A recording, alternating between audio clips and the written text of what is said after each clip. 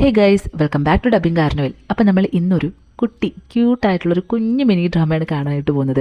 ഇത് എന്തുകൊണ്ടാണ് ഞാൻ എടുത്തതെന്ന് ചോദിച്ചാൽ, പേഴ്സണലി എനിക്ക് ഒരുപാട് ഇഷ്ടമുള്ള ഹീറോയിനായിട്ട് ഇവർ രണ്ടുപേരും. നിങ്ങൾക്ക് ആർക്കൊക്കെയാണ് ഇവർ രണ്ടുപേരും ഇഷ്ടമുള്ളത് എന്ന് കമൻറ്റ് ബോക്സിൽ ഉറപ്പായിട്ടും പറയണം. അപ്പോൾ നമുക്ക് വീഡിയോയിലേക്ക് പോകുന്നതിന് മുന്നേ നമ്മുടെ ചാനൽ ആരെങ്കിലും ആദ്യമായിട്ടാണ് കാണുന്നതെങ്കിൽ ചാനൽ സബ്സ്ക്രൈബ് ചെയ്ത് സപ്പോർട്ട് ചെയ്യണം കേട്ടോ. അപ്പോൾ നമുക്ക് നേരെ വീഡിയോയിലേക്ക് പോകാം. ഡ്രാമയുടെ സ്റ്റാർട്ടിങ്ങിൽ നമ്മുടെ ഹീറോയിനാണ് കാണിക്കുന്നത്. അവൾ ഹിസ്റ്റോറിക്കൽ പീരീഡിലുള്ള ഒരാളാണ്. പക്ഷെ ഇപ്പോൾ ടൈം ട്രാവൽ ചെയ്തിട്ടായിരുന്നു ഇവിടേക്ക് വന്നിട്ടുണ്ടായിരുന്നത്. അങ്ങനെ ഇവൾ ബോധമില്ലാതെ റോഡിൽ കിടക്കുന്ന സമയം അവിടേക്ക് ഹീറോ കാറിൽ വരുന്നുണ്ട്. ഇവളെ കാണുമ്പോൾ തന്നെ ആരോ ബോധം കെട്ട് കിടക്കുമെന്ന് വിചാരിച്ചിട്ട് ഓടി വരുന്നുണ്ടായിരുന്നു. അങ്ങനെ ഇവൾ ഏതാണ്ടൊക്കെയോ പറഞ്ഞ് തട്ടി വിളിക്കുമ്പോഴത്തേക്കും ഇവൾ എണീറ്റ് അയ്യോ ഞാനിത് എവിടെയാണ്, ഞാൻ ഇടി കൂടിക്കൊണ്ടിരുന്ന ആൾക്കാരൊക്കെ ഇത് എവിടെ പോയി, ഇത് ഏതാ ഈ സ്ഥലമെന്ന് പറഞ്ഞിട്ട് ഇവൾക്ക് തന്നെ ഒന്നും മനസ്സിലാകാൻ നിൽക്കുന്നുണ്ട്. ഹീറോ അവളുടെ അടുത്തേക്ക് വരാനായിട്ട് നിൽക്കുന്ന സമയം അവൾ അവനെ ഇടിക്കാനായിട്ട് നിൽക്കുന്നുണ്ടായിരുന്നു. അന്നേരം അസിസ്റ്റൻറ്റ് പറയുന്നുണ്ട്, സാർ നമുക്ക് ഈ പണി ഏറ്റെടുക്കണോ, ഇവൾക്ക് എന്തോ തലയ്ക്ക് സുഖമില്ലാത്തതാണ് എനിക്ക് തോന്നുന്നത്, നമുക്ക് വീട്ടിലേക്ക് പോകാമെന്ന് പറയുമ്പോൾ ഹീറോയ്ക്ക് പെട്ടെന്ന് എന്തോ ഒരു കാര്യം മനസ്സിൽ തോന്നിയിട്ട് അതൊന്നും വേണ്ട, നമ്മൾ ഒരാളെ ഹെൽപ്പ് ചെയ്യുന്നത് നല്ലതല്ലേ എന്ന് പറഞ്ഞ് ഇവളെ നേരെ ഹോസ്പിറ്റലിലേക്ക് കൊണ്ടുപോകുന്നുണ്ട്. അന്നേരം ഡോക്ടർ പറയുന്നുണ്ട്, പേടിക്കാനൊന്നുമില്ല, ആ വീഴ്ചയിൽ പറ്റിയ ചെറിയൊരു അബ്നോർമൽ മൈൻഡാണ്, നമുക്കൊരു ഇഞ്ചക്ഷൻ എടുത്താൽ അത് ശരിയാവുന്നതുള്ളൂ എന്ന് പറഞ്ഞിട്ട് ഇഞ്ചക്ഷൻ എടുക്കാനായിട്ട് വരുന്ന സമയത്ത് എൻ്റെ ദേഹത്തൊട്ട് വരുമെന്ന് പറഞ്ഞിട്ട് അയാൾ ഇടിക്കുന്നുണ്ടായിരുന്നു. അയാൾക്കാണെങ്കിൽ എൻ്റെ ജീവൻ എനിക്ക് വേണം, ഇതെന്തോ കൂടിയ വട്ടാന്നാണ് തോന്നുന്നത്, ദയവ് ചെയ്ത് ഇവളെയും കൊണ്ട് ഇവിടുന്ന് പോകണമെന്ന് പറഞ്ഞിട്ട് അയാൾ കിടന്ന് ബഹളം വയ്ക്കുന്നുണ്ടായിരുന്നു. ആ സമയം ഹീറോയുടെ മുത്തശ്ശൻ അവനെ കോൾ ചെയ്യുന്നുണ്ട്. ഞാൻ നിന്നോട് പറയുന്ന കാര്യം എന്തായി, അതിലെന്തെങ്കിലും നീ തീരുമാനം എടുത്തോ? ഇല്ല മുത്തശ്ശ, എനിക്കതിൽ കുറച്ചുകൂടെ സമയം വേണമായിരുന്നു. ഇനി എത്ര സമയം വേണം ഞാൻ തരേണ്ടത്? എനിക്കിനി അങ്ങോട്ട് നിനക്ക് സമയം തരാനായിട്ട് പറ്റത്തില്ല. ഒരു കാര്യം പറയാം, എൻ്റെ പ്രായം എന്താണെന്നുള്ളത് നിനക്ക് അറിയാലോ. നീ എത്രയും പെട്ടെന്നൊരു വിവാഹം കഴിച്ചില്ല എന്നുണ്ടെങ്കിൽ ഉറപ്പായിട്ടും നിൻ്റെ ഈ പ്രസിഡന്റ് സ്ഥാനത്ത് നിന്ന് ഞാൻ നിന്നെ മാറ്റുന്നതായിരിക്കും എന്ന് പറയുന്നുണ്ട്. കുറേ നാളുകൊണ്ട് ഹീറോയുടെ മുത്തശ്ശനാണെങ്കിൽ അവനൊരു കല്യാണം കഴിക്കണം എന്ന് പറഞ്ഞ് നിർബന്ധിച്ചുകൊണ്ടേ ഇരിക്കുന്നുണ്ടായിരുന്നു. പക്ഷെ അവന് മനസ്സിന് ഇഷ്ടപ്പെട്ട ഒരു പെൺകുട്ടിയെ കണ്ടെത്താനായിട്ട് ഇതുവരെ സാധിച്ചിട്ടില്ല. അതുകൊണ്ട് തന്നെ മുത്തശ്ശനോട് എപ്പോഴും ഓരോ കാര്യങ്ങളൊക്കെ പറഞ്ഞിങ്ങനെ തടിതപ്പുമായിരുന്നു. ഇപ്പോൾ മുത്തച്ഛൻ ഇങ്ങനെ സംസാരിച്ചുകൊണ്ട് നിൽക്കുന്ന സമയത്ത് പെട്ടെന്ന് അവൻ്റെ മനസ്സിലൊരു കാര്യം ഓർമ്മ വരുന്നുണ്ട്. ആ മുത്തശ്ശ, ഞാനിനി അതെന്തായാലും നീട്ടിക്കൊണ്ട് പോകത്തില്ല, അതിൽ ഞാൻ ഉടനെ ഒരു തീരുമാനം എടുക്കുമെന്ന് പറഞ്ഞിട്ട് കോൾ കട്ട് ചെയ്യുന്നുണ്ട്. എന്നിട്ട് നേരെ ഹീറോയിനോട് പോയി പറയുന്നുണ്ട്, ഞാനൊരു കാര്യം പറഞ്ഞാൽ നീ എന്നെ ദയവ് ചെയ്ത് അടിക്കരുത്, ഞാൻ നിന്നെപ്പോലെ ഒരു മനുഷ്യൻ തന്നെയാണ്. നീ ഇപ്പോൾ ഈ നിൽക്കുന്ന ഈ ലോകമില്ലേ, ഇതെന്ന് പറഞ്ഞാൽ കുറച്ച് കുഴപ്പം പിടിച്ചതാണ്. നീ എൻ്റെ കൂടെ എന്നെ വിവാഹം ചെയ്ത് ജീവിക്കുവാണെങ്കിൽ നിനക്ക് സമയാസമയം ഞാൻ ആഹാരവും ആവശ്യത്തിനുള്ള പൈസയും എല്ലാം തരാം. എന്നെ കല്യാണം കഴിക്കാൻ നിനക്ക് താല്പര്യമാണോ എന്ന് ചോദിക്കുമ്പോൾ ഇവളെ ഒരു നിമിഷം ഇങ്ങനെ ആലോചിച്ചിട്ട്, കല്യാണം കഴിക്കുവാണെങ്കിൽ നീ എനിക്ക് ആഹാരമൊക്കെ തരുമോ? ആ തരും. താമസിക്കാൻ സ്ഥലമോ? അതും ഞാൻ ഉറപ്പായിട്ട് തരുമെന്ന് പറയുന്നുണ്ട്. അങ്ങനെ ഇവൾ അതിന് ഓക്കെ പറഞ്ഞിട്ട് ഇവർ രണ്ടുപേരും കൂടെ നേരെ ഒരു രജിസ്റ്റർ ഓഫീസിൽ പോയിട്ട് കല്യാണം കഴിക്കുന്നുണ്ടായിരുന്നു. ഹീറോയിൻ ഇപ്പോൾ ആരാണെന്നും എന്താണെന്നുള്ളത് അവന് മനസ്സിലായിട്ടുണ്ടായിരുന്നു. അങ്ങനെ അവളെയും കൂട്ടിയിട്ട് കല്യാണം എല്ലാം കഴിഞ്ഞതിന് ശേഷം, അതായത് രജിസ്റ്റർ ചെയ്തതിന് ശേഷം തന്നെ വീട്ടിലേക്ക് കൊണ്ടുവരുന്നുണ്ട്. വീട്ടിൽ വരുമ്പോൾ ഈ വീട്ടിലെ കാര്യങ്ങളൊക്കെ നോക്കുന്ന ഒരു ഹൗസ് കീപ്പർ അവിടെ ഉണ്ടായിരുന്നു. പക്ഷെ അവൾക്കാണെങ്കിൽ ഓൾറെഡി നമ്മുടെ ഹീറോ ഒരുപാട് ഇഷ്ടമാണ്. കുറച്ച് ദിവസം കൂടി ഇവിടെ നിന്നിട്ട് അവൻ എങ്ങനെയെങ്കിലുമൊക്കെ സെറ്റാക്കി എടുക്കാന്നുള്ള പ്ലാനിങ്ങിലായിരുന്നു ഇവിടെ നിന്നിട്ടുണ്ടായിരുന്നത്. പക്ഷേ ഇടുത്തി പോലെ ഹീറോ ആണെങ്കിൽ ഹീറോയിനും കൂടി വീട്ടിലേക്ക് വരുന്നുണ്ട്. വന്നിട്ട് ഇവളാണ് എൻ്റെ ഭാര്യ എന്ന് പറഞ്ഞിട്ട് പരിചയപ്പെടുത്തി കൊടുക്കുന്നുണ്ട്. അവളാകെ കിളി പറഞ്ഞൊരവസ്ഥയായിരുന്നു. എന്നിട്ട് ഹീറോയിൻ്റെ മുഖം വാഷ് ചെയ്യണമെന്ന് പറഞ്ഞിട്ട് വാഷ്റൂം കാണിച്ചു കൊടുക്കാൻ പറയുന്നുണ്ടായിരുന്നു. അവളെയും കൂട്ടിയിട്ട് നേരെ ബാത്റൂമിലേക്ക് പോകുമ്പോൾ ഹീറോയിൻ ഇതൊക്കെ കാണുമ്പോൾ എവിടെയാണ് പോയി മുഖം കഴുകേണ്ടതെന്നോ എന്താ ചെയ്യേണ്ടതെന്നോ അറിയത്തില്ലായിരുന്നു.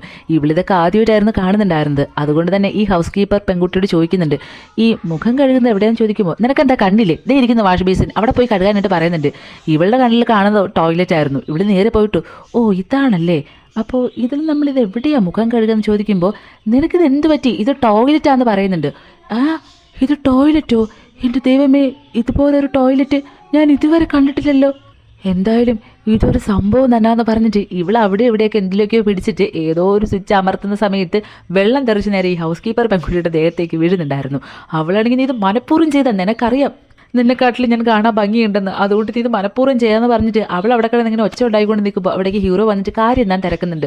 സാർ ഇവൾ മനഃപൂർവ്വം എൻ്റെ ദേഹത്ത് വെള്ളം തെറിപ്പിച്ചു എന്ന് പറയുമ്പോൾ അവൾക്ക് അറിയത്തില്ലല്ലോ ഇതിൽ ഏതാ വാഷ് ബേസിനുള്ളത്. അപ്പോൾ നീയല്ലേ കറക്റ്റായിട്ട് അവൾക്ക് പറഞ്ഞു കൊടുക്കേണ്ടത്, അതുകൊണ്ട് വെറുതെ നീ ഇങ്ങനെ അവളെ പറഞ്ഞിട്ട് കാര്യമില്ല എന്ന് പറഞ്ഞ് ഇവളെ തന്നെ വഴക്ക് പറയുന്നുണ്ടായിരുന്നു. ഇവൾക്കാണെങ്കിൽ നല്ല ദേഷ്യം വരുന്നുണ്ട്. അതിനുശേഷം ഹീറോ തന്നെ മുഖം കഴുകാനുള്ള സ്ഥലവും കാണിച്ചു കൊടുക്കുന്നുണ്ട്.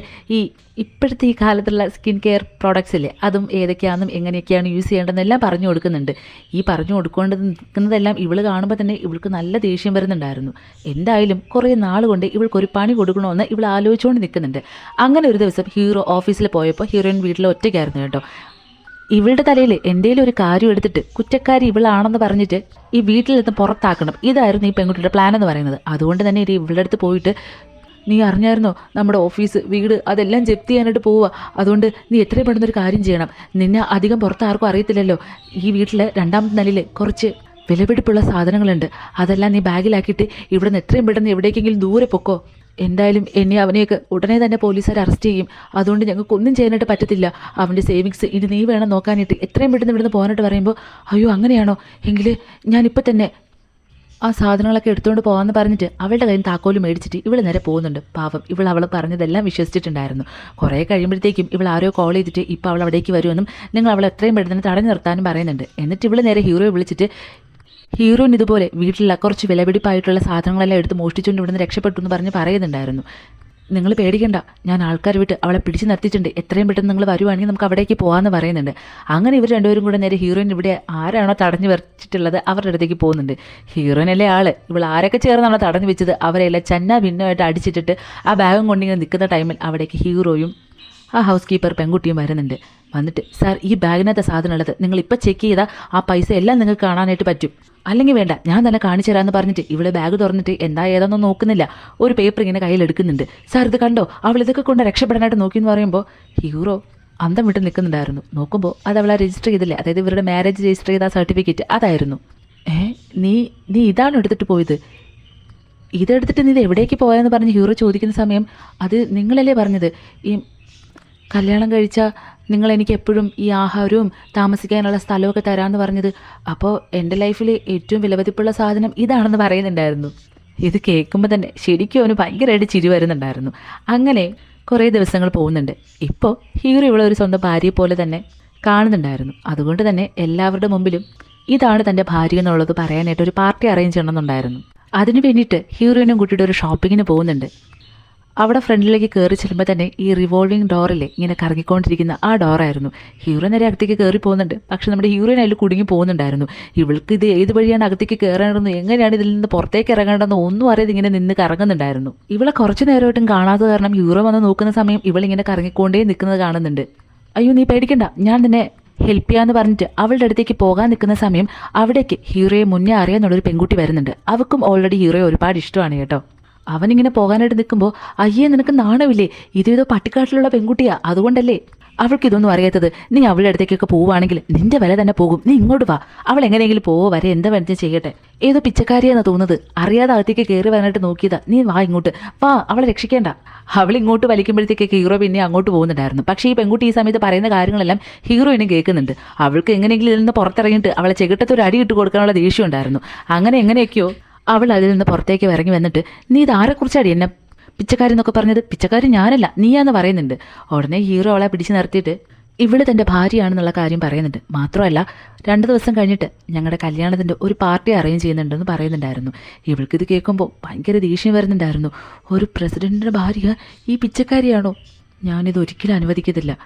അങ്ങനെ ഇവളൊരു പ്ലാൻ ഇട്ടിട്ട് കല്യാണത്തിൻ്റെ അന്ന് ഈ ഫ്ലവർ ഗേളില്ലേ അതുപോലെ ഹീറോയിൻ്റെ കൂടെ നിൽക്കാമെന്ന് പറഞ്ഞിട്ട് നിങ്ങൾ എന്തായാലും ഷോപ്പിങ്ങിന് വേണ്ടിയിട്ട് വന്നതല്ലേ, അപ്പോൾ എനിക്ക് കൂടെ ഒരു ഡ്രസ്സ് എടുത്ത് തരാമെന്ന് ചോദിക്കുന്നുണ്ടായിരുന്നു. അവരും അതിന് ഓക്കെ പറഞ്ഞിട്ട് നേരെ ഡ്രസ്സ് എടുക്കാനായിട്ട് പോകുമ്പോൾ ഒരുപാട് വെഡ്ഡിങ് ഡ്രസ്സ് രണ്ടുപേരും നോക്കുന്നുണ്ടായിരുന്നു. പക്ഷേ ഈ കൂടെ വന്ന പെൺകുട്ടിയാണെങ്കിൽ വെഡ്ഡിങ്ങിന് ബ്രൈഡ്സ് ഇടുന്ന പോലത്തെ ഡ്രസ്സായിരുന്നു ഇവള് എടുക്കുന്നത്. അത് കാണുമ്പോൾ അവിടെ ഉണ്ടായിരുന്ന സെയിൽസ് ഗേൾ പറയുന്നുണ്ട്, മാഡം നിങ്ങൾ ഫ്ലവർ ഗേൾ അല്ലേ, അപ്പോൾ ഇങ്ങനത്തെ ഗൗണിൻ്റെ ആവശ്യമില്ല, ഇത് ബ്രൈഡ്സ് മാത്രം യൂസ് ചെയ്യുന്നത് പറയുമ്പോൾ ഓക്കെ അങ്ങനെയാണെങ്കിൽ ഈ ഫ്ലവർ ഗേൾസൊക്കെ ഇടുന്ന ഗൗൺ ഒന്ന് കാണിക്കാമോ എന്ന് ചോദിക്കുന്നുണ്ട്. അങ്ങനെ അവൾക്ക് ഒരു ഗൗൺ എടുത്ത് കൊടുക്കുന്നുണ്ട്. ഇവിടെ ഹീറോയിന് ഒരു ഗൗൺ ഇഷ്ടപ്പെട്ട് അത് സെലക്ട് ചെയ്യുന്നുണ്ട്. ഹീറോയിനും പോകുന്നത് വരെ ഈ പെൺകുട്ടി ഈ ഫ്ലവർ ഗേൾസൊക്കെ ഇടുന്ന ഒരു ഗൗണും എടുത്ത് പിടിച്ചുകൊണ്ട് നിൽക്കുന്നുണ്ട്. പക്ഷെ അവർ പോയതിനു ശേഷം ഇവൾ ഇവിടുന്ന് മേടിച്ചിട്ട് പോകുന്നത് ഇവൾ ട്രയൽ നോക്കി ആ ബ്രൈഡ്സ് ഒക്കെ ഇടുന്ന ഗൗണായിരുന്നു. അങ്ങനെ ഈ പാർട്ടിയുടെ അന്ന് എല്ലാവരെയും ഞെട്ടിച്ചുകൊണ്ട് അവിടേക്ക് ഈ പെൺകുട്ടി ആ ഗൗൺ ഇട്ടുകൊണ്ടായിരുന്നു വന്നിട്ടുണ്ടായിരുന്നത്. വരുന്നവരൊക്കെ ഹീറോയിൻ്റെ ഡ്രസ്സിനെക്കാട്ടിലും ആ പെൺകുട്ടിയുടെ ഡ്രസ്സ് കൊള്ളായിരുന്നതുകൊണ്ട് തന്നെ എല്ലാവരും ഇവളാണ് ആളെന്ന് പറഞ്ഞ് തെറ്റിദ്ധരിക്കുന്നുണ്ട്. അത് മാത്രമല്ല ഇവർ രണ്ടുപേരും നല്ല മാച്ച് ഉണ്ട്. പക്ഷേ ഈ പെൺകുട്ടി ഇങ്ങനെ അടുത്ത് കയറി എന്തിനാണ് നിൽക്കുന്നത് പറഞ്ഞിട്ടൊക്കെ ഓരോരുത്തരും എന്തുപോലെയൊക്കെ സംസാരിക്കുന്നുണ്ടായിരുന്നു. ഹീറോയ്ക്ക് ഇതൊക്കെ കേൾക്കുമ്പോൾ നല്ല ദേഷ്യം വരുന്നുണ്ട്. നീ എന്തിനാ ഈ ഡ്രസ്സ് ഇട്ടിട്ട് വന്ന് ചോദിക്കുമ്പോൾ അത് നിങ്ങൾ പോകുന്നതിന് മുന്നേ ഞാൻ നോക്കിയില്ലേ ഡ്രസ്സ്, അതെനിക്ക് എത്ര സൈസ് അല്ലായിരുന്നു, അതുകൊണ്ടാണ് പെട്ടെന്ന് ഞാൻ മാറ്റി വാങ്ങിച്ചത്, ഇതാകുമ്പോൾ എനിക്ക് കറക്റ്റ് ഫിറ്റാ, വേറെ ഒന്നും കൊണ്ടല്ല എന്ന് പറയുന്നുണ്ടായിരുന്നു. അപ്പം തന്നെ ഹീറോയിൻ അവിടെ നിന്ന് ഇങ്ങനെ ഇറങ്ങി പോകുന്നുണ്ടായിരുന്നു. കുറേ സമയം കഴിഞ്ഞിട്ടും ഇവരെ കാണുന്നേ ഉണ്ടായിരുന്നില്ല. ഇവരെല്ലാവരും ഇത് എവിടെ പോയാന്ന് പറഞ്ഞിട്ട് ഫംഗ്ഷന് വേണ്ടിയിട്ട് വെയിറ്റ് ചെയ്തിരിക്കുന്നുണ്ടായിരുന്നു. ആ സമയത്ത് പിന്നെ എല്ലാവരെയും ഞെട്ടിച്ചുകൊണ്ട് ഹീറോയിനും ഈ അവരുടെ ട്രഡീഷണൽ ആയിട്ടുള്ള വെഡ്ഡിങ് ഡ്രസ്സില്ലേ അത് ഇട്ടുകൊണ്ട് വരുന്നുണ്ടായിരുന്നു. അത് കഴിഞ്ഞാൽ പിന്നെ അവൾക്കൊന്നും ചെയ്യാനായിട്ട് പറ്റുന്നില്ലല്ലോ. അങ്ങനെ ആ ഫംഗ്ഷൻ നല്ല രീതിയിൽ കഴിയുന്നുണ്ടായിരുന്നു. ഇവിടെ ഹീറോയുടെ ബിസിനസ് എന്താണെന്ന് പറഞ്ഞാൽ ഈ ട്രഡീഷണൽ ആയിട്ടുള്ള കുറേ സാധനങ്ങളില്ലേ, അതായത് പഴയ കാലത്ത് യൂസ് ചെയ്തുകൊണ്ടിരുന്ന കുറേ സാധനങ്ങൾ ആൻറ്റിക് ആയിട്ടുള്ള അതൊക്കെ ഇപ്പോൾ വിൽക്കുന്ന കമ്പനിയായിരുന്നു കേട്ടോ. അങ്ങനെ കുറച്ച് പ്രോഡക്റ്റ്സ് ഒക്കെ ഇവൾക്ക് കാണിച്ചു കൊടുക്കുമ്പോൾ ഇവൾക്ക് ഇതൊക്കെ അറിയാവുന്ന ഉപകരണങ്ങളായിരുന്നു. അതായത് ഇവളുടെ കാലത്ത് 10-15 രൂപയൊക്കെ ആയിരുന്നു. പക്ഷേ ഇപ്പോൾ ഈ കാലത്ത് ഇതിൻ്റെയൊക്കെ വിലയെന്ന് പറയുന്നത് 1,50,00,000 എന്നൊക്കെയായിരുന്നു ഹീറോ അവൾക്ക് പറഞ്ഞു കൊടുത്തിട്ടുണ്ടായിരുന്നത്. ഇത് കേൾക്കുമ്പോൾ ഇവൾ വായും പൊളിച്ചിരിക്കുന്നുണ്ട്. അയ്യേ, ഈ തുക്കുട സാധനങ്ങൾക്കൊക്കെ ഇത്രയും പൈസയോ, എനിക്കിതൊന്നും വിശ്വസിക്കാനേ പറ്റുന്നില്ല എന്ന് പറയുന്നുണ്ട്. ആ സമയം അവളുടെ മനസ്സിൽ ഹീറോ അറിയാതൊരു കാര്യം പ്ലാൻ ചെയ്യുന്നുണ്ട്. എന്താന്ന് പറഞ്ഞാൽ ഇവള് ടൈം ട്രാവൽ ചെയ്തായാണല്ലോ ഇപ്പോൾ ഇവിടെ വന്നത്. ആ സമയത്ത് അവളുടെ കയ്യിൽ അന്ന് ഉപയോഗിച്ചുകൊണ്ടിരുന്ന കുറച്ച് ഉപകരണങ്ങളൊക്കെ ഉണ്ടായിരുന്നു. അത് ഇന്നത്തെ വിലയ്ക്ക് വിൽക്കുവാണെങ്കിൽ ഒരുപാട് പൈസ ഇവൾക്ക് കിട്ടുന്നുള്ളത് അറിയായിരുന്നു. അതുകൊണ്ട് തന്നെ ഇവൻ അറിയാതെ ഇതെല്ലാം വിൽക്കാനായിട്ട് ഇവൾ പോകുന്നുണ്ട്. വിറ്റുകൊണ്ടിരിക്കുന്ന സമയത്ത് ഹീറോയിനെ അറിയാന്നുള്ള ഒരാൾ അവിടേക്ക് വരുന്നുണ്ട്. ഇവളെ എങ്ങനെയാണെന്ന് അറിയാമെന്ന് പറഞ്ഞാൽ അന്ന് ആ പാർട്ടിയിൽ ഉണ്ടായിരുന്നു കേട്ടോ. ഹീറോയുടെ ഫ്രണ്ടായിരുന്നു. അവൻ വന്നിട്ട് കൊള്ളാലോ, ഇത് ഭർത്താവ് സമ്പാദിക്കുന്നത് പോരാഞ്ഞിട്ട് ഇപ്പോൾ നീ ഈ രംഗത്തേക്ക് ഇറങ്ങിയിട്ടുണ്ടോ? നിങ്ങൾ ആരൊക്കെ ഈ പണിക്ക് വന്നിരുന്നാലും എന്നെ വെല്ലാനായിട്ട് ആർക്കും സാധിക്കത്തില്ല. എന്തിന്, നിന്റെ ഭർത്താവ് വിചാരിച്ചിട്ട് കഴിഞ്ഞിട്ടില്ല, പിന്നെയാണ് നീ വന്നിരുന്ന് വിൽക്കാനായിട്ട് പോകുന്നത് പറഞ്ഞ് ഇവിടെ നാണം കിട്ടുന്നുണ്ടായിരുന്നു. ഇതൊക്കെ പറയാനായിട്ട് നീ ആരാടെന്ന് ചോദിക്കുമ്പോൾ, എന്നെ അറിയത്തില്ല അല്ലേ, സോറി ഞാൻ ഇതുവരെ പരിചയപ്പെടുത്തിയില്ല എന്നെ. നിന്റെ ഹസ്ബൻഡിനെ പോലെ തന്നെ ഒരു ബിസിനസ്മാനാണ്, അതും സെയിം ഈ മേഖല തന്നെയാണ് ഞാൻ കൈകാര്യം ചെയ്യുന്നതെന്ന് പറയുന്നുണ്ട്. ഇത് കേൾക്കുമ്പോൾ നീ എൻ്റെ ഹസ്ബൻഡിനെ പറയുന്നതന്നെ എനിക്ക് മറുപടി ഒന്നും പറയുന്നിട്ടില്ല. പക്ഷേ ഇതിൽ എന്നെ വെല്ലാനായിട്ട് നിനക്ക് ഈ ജന്മം പറ്റത്തില്ല എന്ന് പറഞ്ഞിട്ട് ഇവളും അങ്ങോട്ട് പറയുന്നുണ്ട്. ഇതൊക്കെ പറഞ്ഞിട്ട് നിനക്ക് എന്ത് കഴിവാടി ഉള്ളതെന്ന് പറഞ്ഞിട്ട് ഇവൻ അങ്ങോട്ട് ചോദിക്കുമ്പോൾ എന്ത് കഴിവുള്ളതെന്നോ, നിനക്ക് എന്താ അതിലെന്ത് സംശയമുണ്ടോ? അങ്ങനെയാണെങ്കിൽ നമുക്കൊരു മത്സരം വെച്ച് നോക്കാം, അപ്പം അറിയാലോ ഞാനാണോ നീയാണോ കഴിവ് കൂടുതലുള്ള ആളാണെന്ന്. ഇവർ ഈ മത്സരം വെക്കുന്ന കാര്യം എന്താണെന്ന് ചോദിച്ചാൽ ഈ പഴയ കാലത്ത് ഈ സാധനങ്ങളൊക്കെ അല്ലേ, ഇത് ഒറിജിനൽ ആണോ അതോ ഡ്യൂപ്ലിക്കേറ്റ് ആണോ എന്നുള്ളത് കണ്ടെത്തുന്ന പണിയായിരുന്നു ഇയാൾക്കുണ്ടായിരുന്നത്. അപ്പോൾ അങ്ങനെ ഇപ്പോൾ ഒരു മത്സരം നടക്കുന്നുണ്ട്. അതിൽ ഇങ്ങനെയുള്ള പഴയ സാധനങ്ങളൊക്കെ വെച്ചിട്ട് ഇത് ഒറിജിനൽ ആണോ ഡ്യൂപ്ലിക്കേറ്റ് ആണോ എന്നുള്ളത് തിരിച്ചറിയാനായിട്ടുള്ള ഒരു മത്സരം ഉണ്ടായിരുന്നു. അതിൽ രണ്ടുപേരും പങ്കെടുക്കാന്നുള്ള തീരുമാനത്തിലെത്തുന്നുണ്ട്. പക്ഷെ അതിലേക്ക് ആവശ്യമായിട്ടുള്ള കുറേ സാധനങ്ങൾ വേണമല്ലോ. അത് മാത്രമല്ല, അതിൽ പങ്കെടുക്കണമെങ്കിൽ ഒരുപാട് കാശും വേണം. ഈ കാര്യങ്ങളൊക്കെ അറിഞ്ഞ ഹീറോ ആണെങ്കിൽ ആ കാശ് കൊടുക്കാൻ സമ്മതിക്കുന്നുണ്ട്, ഇവൾ ആ മത്സരത്തിൽ പങ്കെടുപ്പിക്കുന്നുമുണ്ട്. അങ്ങനെ ഓരോ സാധനങ്ങളൊക്കെ ഐഡൻറ്റിഫൈ ചെയ്ത് ആ മത്സരത്തിൽ നമ്മുടെ ഹീറോയിൻ വിജയിക്കുന്നുണ്ട്. പക്ഷേ എന്നിട്ടും ഇയാൾക്കൊരു സമാധാനം ഉണ്ടായിരുന്നില്ല. അങ്ങനെ ഇയാൾ തന്നെ ഒരു സാധനം കൊണ്ടുവന്ന് വെച്ചിട്ട് നീ ഇത് ഒറിജിനലാണോ ഡ്യൂപ്ലിക്കേറ്റ് ആണോ എന്നുള്ളത് പറയുവാണെങ്കിൽ ഞാൻ നിനക്ക് അങ്ങോട്ട് കാശ് തരാമെന്ന് പറയുന്നുണ്ടായിരുന്നു. ഇവളിത് കണ്ടിട്ട് അഫ്കോഴ്സ് ഇത് ഒറിജിനലാണെന്ന് പറയുന്നുണ്ടായിരുന്നു. നീ എനിക്കിത് തരുവാണെങ്കിൽ ഞാനിത് മേടിക്കുകയും ചെയ്യാമെന്ന് പറയുമ്പോൾ അവനായിട്ടൊരു തുക പറയുന്നുണ്ട്. അവൾ ആ തുക അയച്ചു കൊടുത്തിട്ട് ഈ സാധനം മേടിക്കുന്നുമുണ്ട്. അതിനുശേഷം പറയുന്നുണ്ട്, നിനക്ക് ഇപ്പോൾ മനസ്സിലായല്ലോ ഇതിലൊന്നും ഒരു കഴിവുമില്ല എന്നുള്ളത്. ഇത് ഞാൻ അടുത്തുള്ളൊരു കടയിൽ വെറും 50 രൂപയ്ക്ക് വാങ്ങിച്ച സാധനം, പക്ഷെ നീ ഇത് എൻ്റെ നിന്ന് മേടിച്ചതോ 50,000 രൂപയ്ക്കെന്ന് പറയുമ്പോൾ അവിടെ ഈ ജൂറി മെമ്പറിലായിട്ടിരുന്ന ഒരാൾ വന്ന് പറയുന്നുണ്ട്, ഇതിന് 50 രൂപയോ? നിനക്കെന്താ കണ്ടില്ലേ, ഇതിൻ്റെ പുറത്തിരിക്കുന്ന ഈ ബൾബ് പോലത്തെ സാധനം നീ നോക്കണ്ട, പക്ഷേ ഈ താഴെ ഇരിക്കുന്ന ഈ സാധനം കണ്ടോ, ഇതിന് ഇന്നത്തെ മാർക്കറ്റ് വാല്യൂ നോക്കുമ്പോൾ ലക്ഷങ്ങൾ കിട്ടുമെന്ന് പറയുന്നുണ്ടായിരുന്നു. ഇത് കേൾക്കുമ്പോൾ തന്നെ അവൻ്റെ കിളി പറക്കുന്നുണ്ടായിരുന്നു. അങ്ങനെ അവ ആ സാധനം എടുത്ത് അവിടെ നിന്ന് മുങ്ങാനായിട്ട് നിൽക്കുമ്പോൾ നമ്മുടെ ഹീറോയിൻ വിടുവോ? അവളാണെങ്കിൽ അവനെ ഇടിച്ച് സൂപ്പാക്കി ഇട്ടിട്ട് ആ സാധനം കൈക്കലാക്കുന്നുണ്ടായിരുന്നു. ആ പ്രശ്നം അവിടെ തീരുമ്പോൾ അടിപൊളിയായിട്ട് അടുത്ത പ്രശ്നം സ്റ്റാർട്ട് ചെയ്യുന്നുണ്ടായിരുന്നു. ഹീറോയുടെ ഓഫീസിൽ എന്തോ ഒരു കോൺട്രാക്ട് സൈൻ ചെയ്യാൻ വേണ്ടിയിട്ട് വേറൊരു രാജ്യത്ത് നിന്ന് ഒരു കമ്പനിയുടെ സിഇഒയും അയാളുടെ അസിസ്റ്റൻറ്റും അങ്ങനെ ഹീറോയുടെ സ്ഥലത്തേക്ക് വരുന്നുണ്ട്. അവർ രണ്ടുപേരും വിളിച്ചിട്ട് വരാനായിട്ട് ഹീറോയിനും എയർപോർട്ടിൽ പോയിട്ട് നിൽക്കുന്നുണ്ടായിരുന്നു. പക്ഷേ അയാൾ വന്ന് ഇറങ്ങിയിട്ട് ഇവരോട് സംസാരിക്കുമ്പോൾ തന്നെ ഇവരുടെ സ്ഥലത്തുള്ള ഓരോ ആൾക്കാരെക്കുറിച്ചും ആ സ്ഥലത്തെക്കുറിച്ചും ഇങ്ങനെ കുറ്റം പറഞ്ഞുകൊണ്ടേ ഇരിക്കുന്നുണ്ടായിരുന്നു. ഹീറോയ്ക്കും ഹീറോയിൻ ഇത് കേൾക്കുമ്പോൾ ഭയങ്കര ദേഷ്യം വരുന്നുണ്ട്. ആ സമയം അവൻ ഓഫീസിൽ നിന്ന് ഒരു അത്യാവശ്യ കോൾ വന്നിട്ട് ഓഫീസിലേക്ക് പോകാമെന്ന് പറഞ്ഞിട്ട് അവിടെ നിന്ന് പോകുന്നുണ്ട്. അങ്ങനെ ഹീറോയിനായിരുന്നു ഇവരെ നേരെ വീട്ടിലേക്ക് കൂട്ടിക്കൊണ്ട് വന്നിട്ടുണ്ടായിരുന്നത്. അതിനുശേഷം അവർക്ക് ഫുഡ് കൊടുക്കുന്നുണ്ട്. ഒരുപാട് ഐറ്റംസ് ഒക്കെ അവൾ ഉണ്ടാക്കി കിട്ടുന്നുണ്ടായിരുന്നു. പക്ഷേ ഇയാൾക്കിത് ഓരോന്നും രുചിച്ച് നോക്കുന്ന സമയത്ത് ഇതിന് ഉപ്പില്ല, അയ്യേ ഈ ഫുഡൊക്കെ എങ്ങനെയാണ് നീ കഴിക്കുന്നത്, ഇതിൽ വെള്ളം കൂടിപ്പോയി, അതിലാണെങ്കിൽ എരിവ് കൂടിപ്പോയെന്ന് പറഞ്ഞിട്ട് ഓരോ ഫുഡിനും എന്തിന് കുടിക്കുന്ന വെള്ളത്തിന് പോലും ഇയാൾ ഇങ്ങനെ കുറ്റം പറയുന്നുണ്ടായിരുന്നു. കുറ്റം പറയുന്നത് മാത്രമല്ല, അവരുടെ ഈ സ്ഥലത്തെയും അവരുടെ ആൾക്കാരെ പറ്റിയിട്ടൊക്കെ പറയുന്നുണ്ട്. ഞങ്ങളുടെ നാട് വന്ന് കാണണം, അതുപോലത്തെ ഒരു നാട് നിങ്ങൾക്ക് സ്വപ്നം പോലും കാണാനായിട്ട് പറ്റത്തില്ല എന്ന് പറഞ്ഞിട്ട് അയാളുടെ നാടിനെക്കുറിച്ച് പുകഴ്ത്തിയും പറയുന്നുണ്ടായിരുന്നു. ഹീറോയിനാണെങ്കിൽ ഇയാളെ കൊല്ലാനുള്ള ദേഷ്യം വരുന്നുണ്ടായിരുന്നു. ആ സമയത്ത് ഞാൻ ഇപ്പോൾ വരാമെന്ന് പറഞ്ഞ് നേരെ പുറത്തേക്ക് ഇറങ്ങിപ്പോയിട്ട് ഒരു ദീർഘശ്വാസം അങ്ങ് വിടുന്നുണ്ടായിരുന്നു. ആരൊക്കെ ഇവൾ അടിക്കുന്നുണ്ടെങ്കിലും ഇതിപ്പോൾ ഹീറോയുടെ കമ്പനിയായിട്ട് കോൺട്രാക്ട് സൈൻ ചെയ്യാമെന്ന ആൾക്കാരാണല്ലോ, അവരോട് എന്തായാലും അങ്ങനെ പെരുമാറാനായിട്ട് പാടില്ല എന്നുള്ളത് ഹീറോയിന് അറിയായിരുന്നു.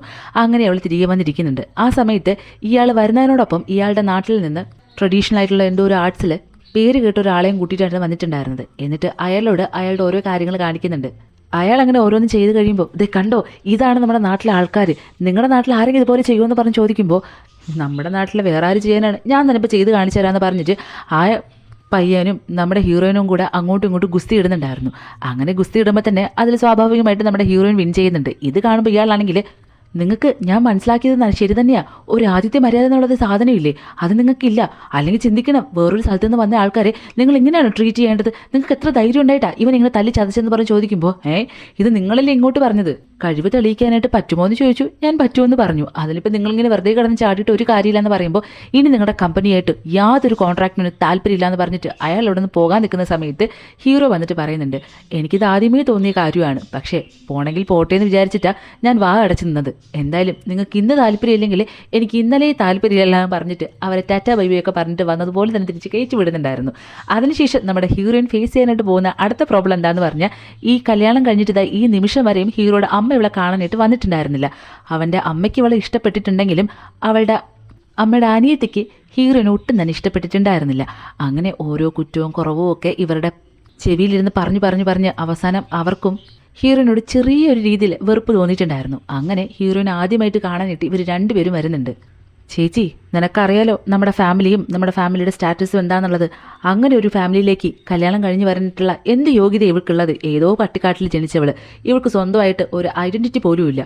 അങ്ങനെയുള്ളൊരു പെൺകുട്ടിയൊന്നും നമ്മുടെ കുടുംബത്തിൽ കയറ്റാനായിട്ട് കൊള്ളത്തില്ല. അതുകൊണ്ട് ഇന്ന് തന്നെ നീ ഇവളെ കാര്യങ്ങളെല്ലാം പറഞ്ഞ് മനസ്സിലാക്കിയിട്ട് വല്ല നക്കാപ്പിച്ച കാശ് കൊടുത്തിട്ട് പറഞ്ഞു വിടാനായിട്ട് നോക്കാമെന്ന് പറഞ്ഞ് ഇവർ രണ്ടുപേരും കൂടെ ഒരു സന്ധി സംഭാഷണത്തിന് ഇരിക്കുന്നുണ്ടായിരുന്നു. ആ സമയം ഹീറോയുടെ അമ്മ പറയുന്നുണ്ട്, എൻ്റെ മോനെ ഞാൻ ഒരുപാട് സ്വപ്നങ്ങൾ കണ്ടാണ് വളർത്തിയിരുന്നത്. അവനൊരു കല്യാണപ്രായമാകുമ്പോൾ നല്ലൊരു പെൺകുട്ടിയെ നോക്കി കല്യാണം കഴിപ്പിക്കണമെന്നും അത് നമ്മുടെ ഫാമിലി തന്നെ യോജിച്ചു പോകുന്നൊരു പെൺകുട്ടിയാവണമെന്ന് എനിക്ക് നിർബന്ധമായിരുന്നു.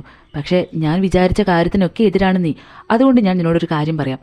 ഞങ്ങളുടെ ഫാമിലിയായിട്ട് യോജിച്ചു പോകാനായിട്ട് നിനക്ക് പറ്റത്തില്ല. ഒരു 50 ലക്ഷം രൂപ ഞാൻ നിനക്ക് തരാം.